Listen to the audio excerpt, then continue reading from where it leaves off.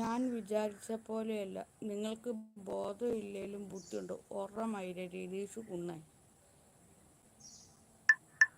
എനിക്ക് നേരത്തെ നല്ല ബോധത്തോടു കൂടിയാണ് സംസാരിക്കുന്നത്. നിനക്ക് രതീഷാണോ മകേഷാണോ? മകേഷ്.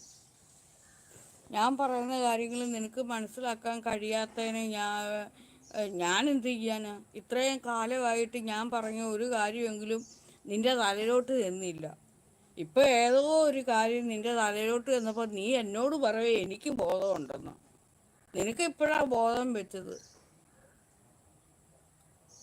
എന്നിട്ട് പറയാം എനിക്ക് ബുദ്ധിയുണ്ടെന്ന്. നിന്റെ പേട്ടാൻ തലയിൽ ഇപ്പോഴും ഇത്തിരി ബോധം വെച്ച് അതങ്ങോട്ട് അംഗീകരിക്കും നീയെ. ഞാൻ കുറേ കാലങ്ങളായിട്ട് ഇവിടെ ഇരുന്ന് ഓരോന്നും പറയുക.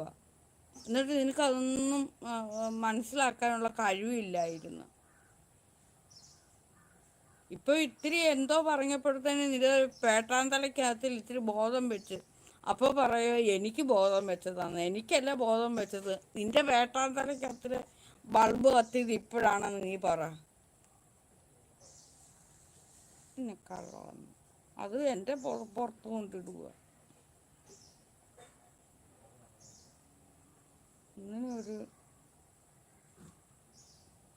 നീലിമ അഗ്നി. ഓക്കെ മോളെ.